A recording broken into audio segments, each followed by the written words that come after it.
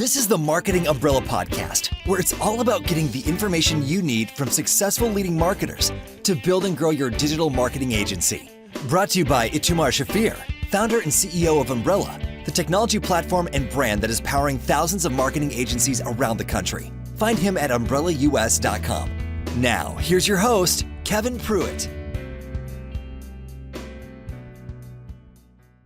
This is the Marketing Umbrella Podcast. My name is Kevin Pruitt. It is always my honor to host this great podcast, and we have a great guest today. He's the co-founder and CEO of Springboards, a platform built to turbocharge creativity and keep humans at the heart of the process. A seasoned advertising strategist and relentless advocate for bold ideas, he has spent his career helping brands punch above their weight by embracing the weird, wonderful, and unexpected. With Springboards, he's on a mission to fight the biggest threat to creativity, mediocrity. He believes in empowering creative people to work faster, smarter, and freer, with a little help from AI to spark inspiration and a whole lot of human ingenuity to make it sing. Please join me in welcoming Pip Bingemann to the Marketing Umbrella Podcast. Pip, thanks for joining us today.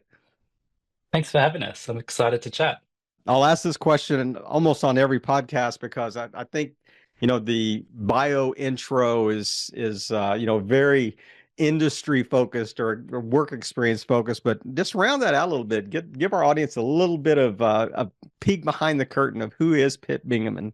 Yeah, 100% agree. The bio never really captures a person, I don't think. As a person, it's a tough question. I mean, I find myself infatuated with creativity and kind of pushing things forward. I always have, but I'm also a massive generalist. I've done a lot of different things in my life, in a lot of different countries as well. So I've spent time in the UK, in the States, in Australia, doing everything from caring with adults with learning disabilities to PR, media, creative, working in big brand marketing teams to starting Springboards now for the last couple of years. And so, I don't even know how I would describe myself. It's just like a jack of all trades type mentality, master of none, I guess. Is probably probably the way to think about myself, I guess. I love it. And I want to talk about, kind of the journey that got you to Springboards, but explain to our audience, just lay the foundation for Springboards. What's the why behind that, and what's it trying to accomplish? The honest truth is that we never set out to build Springboards. I like to say we accidentally stumbled along Springboards. And what it is, maybe I should start there, and then I'll tell you how we kind of stumbled across it. And it's even hard to describe what it is. It's a suite of AI tools that don't try to change the human creative process, but tries to accelerate it. And so what we do is we inject AI inspiration at every stage of traditional marketing process, from understanding what the brand's about, for developing insights, to come up with creative briefs, taglines, manifestos, campaign ideas, execution ideas, storyboards. And so it's this inspiration type machine that follows a natural creative process. It's used by kind of over, last count, it's probably 250 odd agencies and in-house creative teams around the world. Like 2 of the 10 biggest companies in the world are currently on Springboards, and some of the best agencies in the world as well, all along with freelancers. And so it's mainly built for strategists and creatives, but it's insanely flexible. Hard to explain what it is in words. You kind of got to see it to believe it. But that's what it is. It's the full suite. Yeah, and that's kind of what we're thinking. It's like, well, cool. Rather than trying to, like most AI tools, what they try and do is they try to make advertising or marketing execution faster and cheaper. They go click button, get ad. And we don't believe that is the best way to create AI. What we try to do is go, let's just inject it into a current process to help people explore more ideas. If you can help them explore more ideas, you're going to get to better work. It becomes a numbers game of just keeping humans in that creative equation to see how far they can push wild and crazy ideas. So often, in these interviews, I run into like the product or the company that was just built because the founder, had their own itch they were trying to scratch internally, maybe trying to solve something else, and it just kind of grew into this thing, So is that your story, or is it like, no, we started out trying to solve this? No. So our story is, so our background. So my wife and I, should say, who's the original co-founder, and it's the third co-founder, a guy called Kieran Brown. Amy and I started in media agencies in Sydney, ended up in creative shops in San Francisco, then went client side. So Amy was at Twitter and Shopify. I headed up a big brand global marketing team for a startup. And we moved back home to Australia, and we're working these big US remote jobs from a little beach town in Australia. And with all the tech layoffs about 2 or 3 years ago, we both got whacked at the same time. And so we were in this beach town without jobs, not knowing what we wanted to do, just knowing that we wanted to live here. And it was the first time in our lives that we made a decision on where we want to live, not where we want to work. And there was no work. And so we started freelancing. And we called it, to position ourselves a little bit different than other freelancers, we called it an experimentation studio. We didn't know what that meant, but we just said, whenever we're bored and we're not getting paid, we're going to experiment and make things. And so this was, it was about 3 years ago. And it's a time when AI, like the early stages of ChatGPT, were just getting released into the world. And because we had time to play with them. And my first experience with ChatGPT was, this thing sucks. It is just so bad at doing the work that I know is good work. And so it was more of we ended up teaching ourselves how to code, because we're like, there's got to be a better way. So as soon as the API got released for ChatGPT, I'm like, sweet, I'm going to learn Python. And I learned Python and got this thing getting better outputs, better consistent outputs from fewer inputs, basically. And every time we showed people in the industry, they would say, oh, shit, can I pay you for that shitty code? There was no front end, there was no back end. I had to load up the libraries every time because my skills were bad. And so we finally went, oh, maybe there's a different business idea in here. Like, we didn't realize that you could get money for writing code, and which is like obviously very stupid, given like the biggest companies in the world are all lines of code. And so we went, oh shit, maybe there's a different business in here. And we had 2 agencies in Australia at the time. They gave us about 20 grand each to go and turn it into a product. And we had 6 weeks to turn this idea into a product, showing them a very bad prototype. And so we had to find someone who actually knew what they were doing. And so we found our co-founder, a guy called Kieran Brown. And so Kieran, I often say that Kieran's the magic in the business. He definitely wouldn't say that, because he's too modest and too humble and like incredibly lovely. But Kieran's super special. He was an artist who did like fine art training at school. And then after his art school, decided to get a PhD in machine learning, and then ended up at Google, playing with all their AI tools before they were released into the world, as a creative technologist, just seeing what you could do with these things. And he also got laid off at the same time. Like they laid off the whole creative lab team in Sydney. And he was scrounging around doing freelance work like Amy and I, and we found him and started building this thing together. And yeah, so that's the story. It was a happy accident built on, I guess, a career of goodwill and relationships. And when we said, hey, can we show you this thing? People would say, yeah, show it to me. And then they were like, whoa, shit, I didn't know you could do that. So yeah. You've heard so often the kind of the horror stories behind AI, the AI revolution, and says, hey, it's going to take the job of creatives.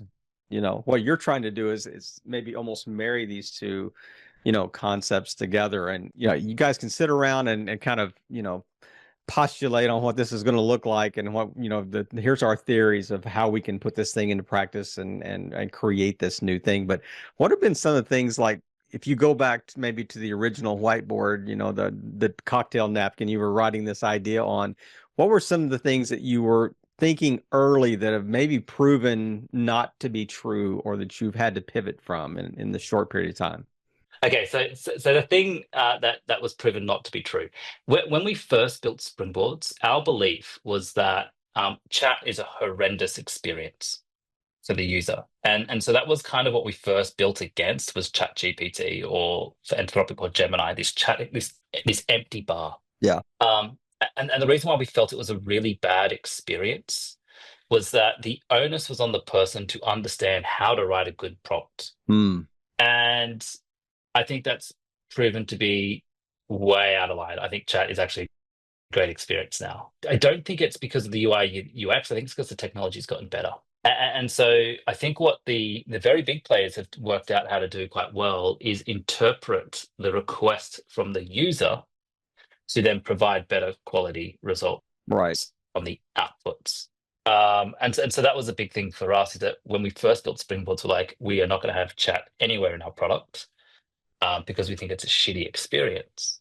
we're moving now into a world where chat is becoming more front and center because behavior's changed. And you got to, when behavior changes and people get used to it, then you got to put your hand up when you get it wrong. And I think we clearly got that wrong. I still love our product and what it does, but we're just bringing chat more front and center because that's a big one that I got wrong. But that may be because Chat GPT has evolved, too. I mean, you may have been very right 18 months ago or 24 months ago. At the time, I think Yeah. at the time it was the right decision. But yeah, I think ChatGPT's got better and people have gotten used to it as well. Yeah. Like it's the fastest growing technology. It's becoming the front page of the internet for a lot of people. Yeah. And so I just think that you need to meet people where they are. Yeah. If you are looking at kind of, this is the intersection of creative and AI. So what are some of the hurdles or kind of maybe obstacles that you had to overcome as you were building this that were really in the way of actually making this work? There's a couple of things.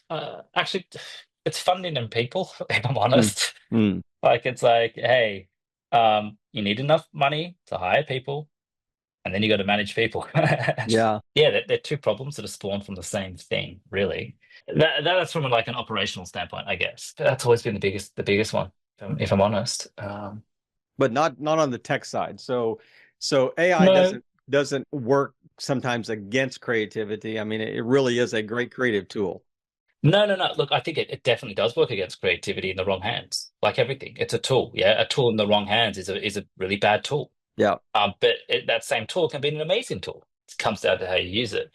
Well, what I think is incredibly naive of both the tech industry and people that buy into the rhetoric in market is this idea that you can simplify the creative process, click button, get ad, and expect it to work. And there's a whole host of reasons for this. I think the narrative in the industry is largely driven by VC and big tech players whose interest it is to have marketers believe that that's what you can do.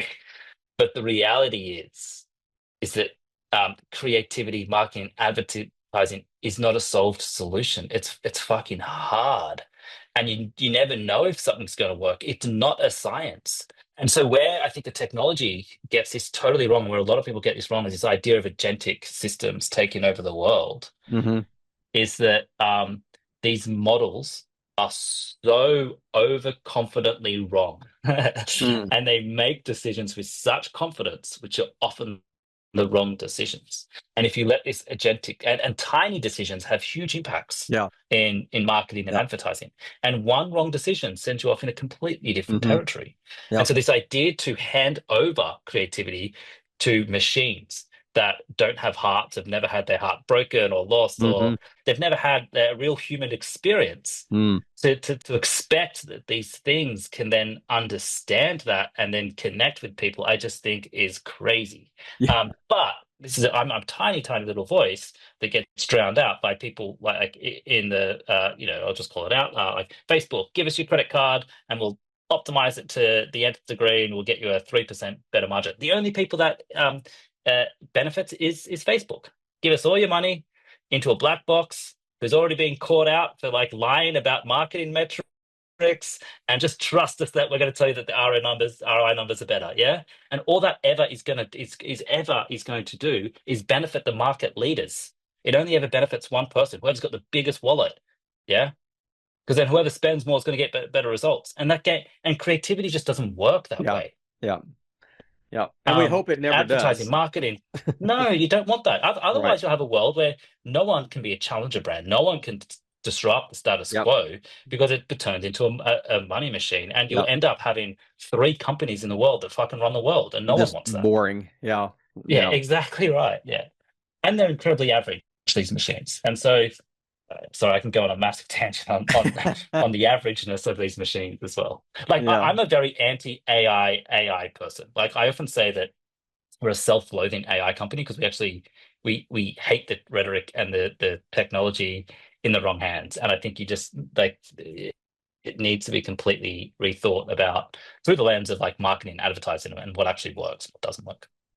I love the way you kind of framed that a second ago. The idea that, a tool in the wrong hands obviously is a detriment, to what you're trying to accomplish. But a tool in the right hands, a tool in the hands of a master, and you create a Yeah. masterpiece. So it's what has been the experience of people that you brought on board that you're kind of working with the tools that Springboard creates? Have you seen a lot of, clients are going, wow, this actually does work. This is what we've been looking for. This is kind of the answer to our hopes and dreams that, we want to be creative. We want to have something that can augment creation, not stifle it type thing. So what's been the experience that you've seen so far? Yeah, I'm going to talk about my own personal experience with AI first. Yeah. And this is why, Hey, this is your story, brother. yeah, no, but I think it's a very true one of a lot of people as well. And it's why I actually really like was blown away and got like really addicted to AI early on, particularly Mid-Journey, I should say, and Mhm. some of the image tools. Yeah. And the reason, so my background in marketing advertising has always been a strategic mind. Yeah. Um, and I always had creative ideas in my head, but I never had the ability to get them out of my head in an interesting manner with a way that I would be happy with. And so these tools all of a sudden gave me the ability to take a creative idea in my head and turn them into something that I was like, ah, shit, that's what I was trying to communicate. I found it like kind of cathartic as like a communication device. Yeah. Um, because like I said, I've always had creative ideas. I just wasn't naturally creative in that way. I was creative in Hmm. a different way. And so the vast majority of users on our platform have come from strategy backgrounds because I think they have that same experience where they go, I know what this thing, I know the territory or the area that this thing needs to be in, but like pulling a twist in and knowing like copywriting is a whole different skill set. Yeah. And I just haven't had that. And so I think that's the really open thing is that it allows strategists to play in a creative world, but it also allows creatives to play in a strategic world. Because often creatives go, fuck, this brief sucks. And I've got to respond to this brief and it's just not inspiring. And so now you've got a tool which goes, if the creative doesn't like the brief or the brief's just like not articulated right, one word can make a massive difference. They can re-articulate that and play it in a different way. And so we get people telling us, like, we get people, what this tool allows people to do is explore more creative ideas faster than they ever could before because more people can explore and you can just do it at speed. Yeah. And so what that means is you ultimately get to better ideas. And so the agencies and the marketers, like, they've been winning business, they've been like producing really great work. So, yeah, that's, yes, kind of how I'd wrap that up. I think about just kind of the suite of tools. How has it morphed since you first launched it? Did you start with just say one thing, this is the initial origin idea we're trying to solve for, and then you kind of built on that? Or what does it look like? Or you say, we started out with these five tools. We were going to do it from the beginning. Yeah, we've stayed pretty true to our original kind of idea. And so the original idea was to be a creative thinking partner to help come up with better ideas, not to help execute on those ideas. Explain the difference between those two things. Yeah. And so when I think of execution, you look at like the video models that are coming out, VO3, Nano Banana that just launched, which is an incredible model. You Yeah. look at companies like Canva, Figma, Facebook even, who are focusing on execution. They're focusing on on creating an ad-like asset or an Hmm. ad asset that can go out into the world. We've never ever played in that space because we're never going to win that. Like these massive behemoth trillion-billion-dollar companies Hmm. are going to win that, yeah. But what we knew, what our difference was, is that we knew the creative thinking process and how to get to an idea which leads into a great execution. Mm. And so our thing was like, let people fight over execution because that's where everyone's going to rush to. And instead, let's be a thinking partner, a creative thinking partner to come up with the better idea. Because once you have got that idea and execution has been solved by someone else, that idea can come to life.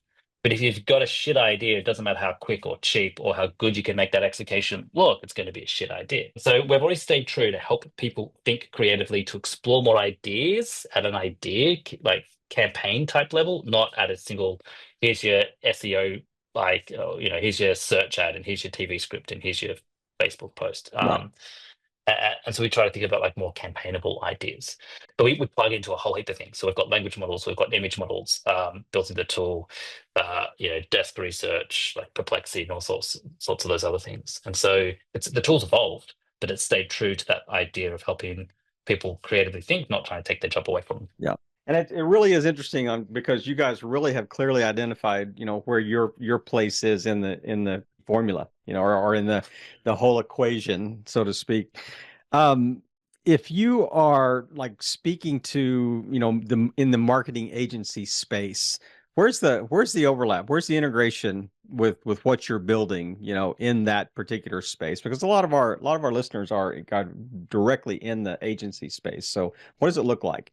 It's both. So we do work with creative in-house marketing teams as well as agencies. It's like we started 100% out with agencies, and that's kind of the bulk of what we've been doing, but increasingly into internal teams. Which operates sometimes a lot like agencies.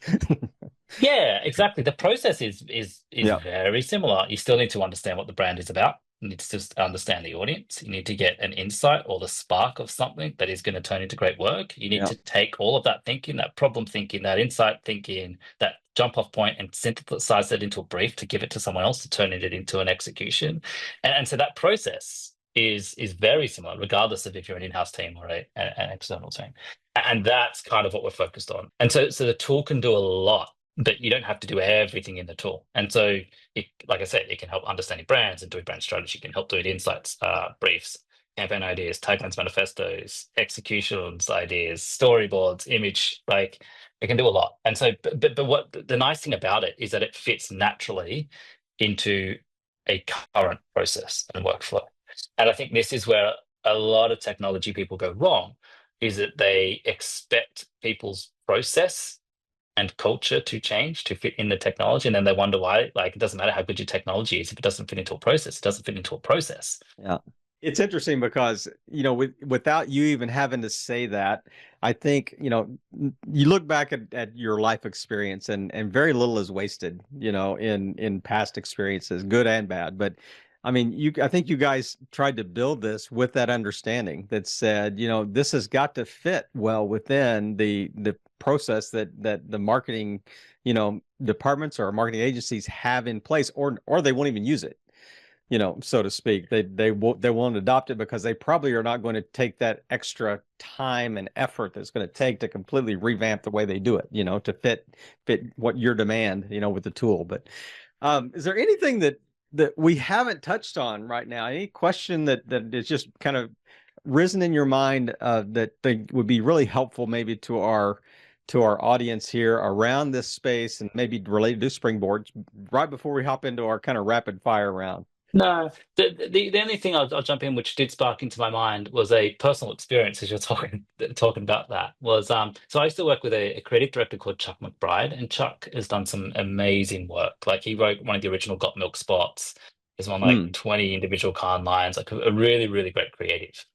And I remember him saying to me once that I don't care if a client kills my idea, because I've got 1,000 more. I'll just keep. I've got another idea and another idea and another idea, and I will wear you out with great thinking. Like, that was his motto. Like, I'm going to wear you out with the best thinking. And it was true. He was incredible, and he could do that.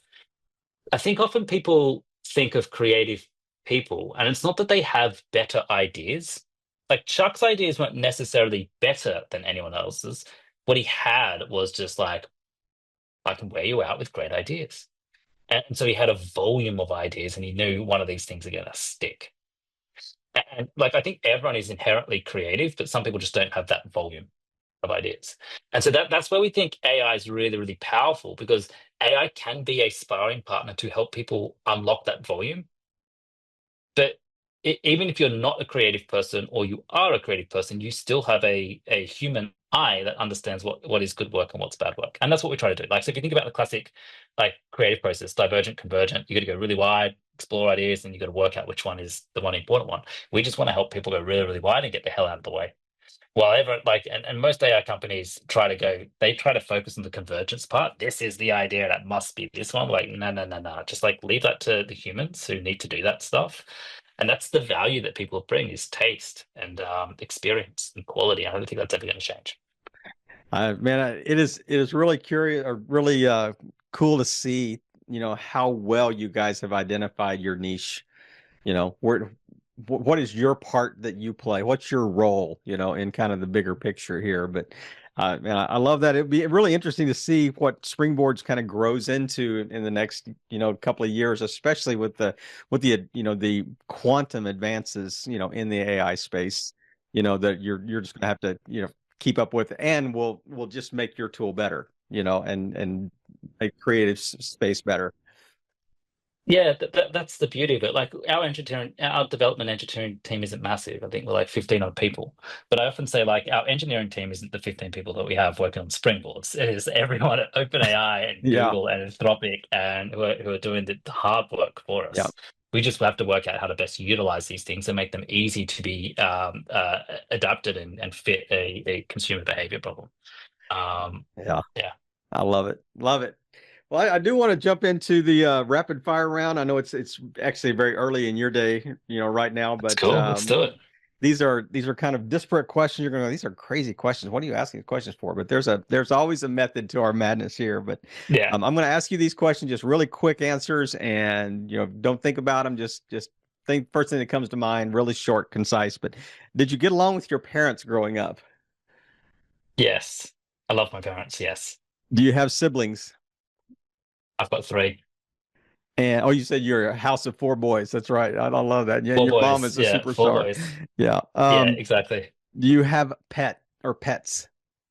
I've had cats. Recently got a dog, which we now hate because there's just too much work. It's not that I hate the dog. Dog's lovely, but I like the 2 kids and the dog now. You're just like, oh man, it's not our dog. It's I get it. Amy's parents' dog. So yeah.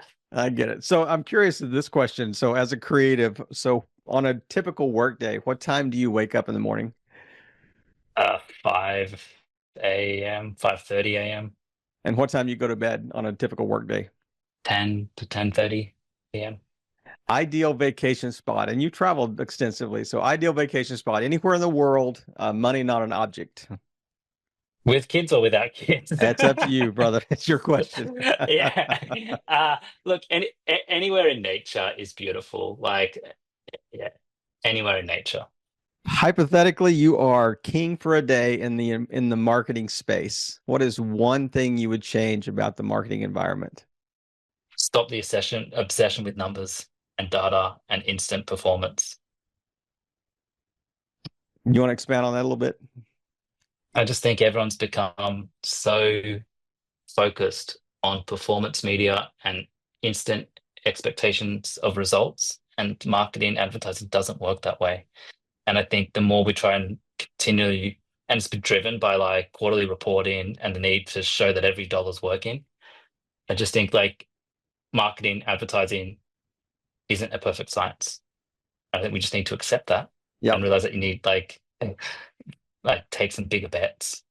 It's a creative science. Yeah, it maybe even not even science at all. Maybe it is just the creative space for sure. I love it. I love it. I've got a whole thing on like it is not a science, and I hate the term marketing science, because it isn't a science. It is the furthest thing from a science, but that's a separate debate. It's an art. It is absolutely an art for sure. I love it. Yeah.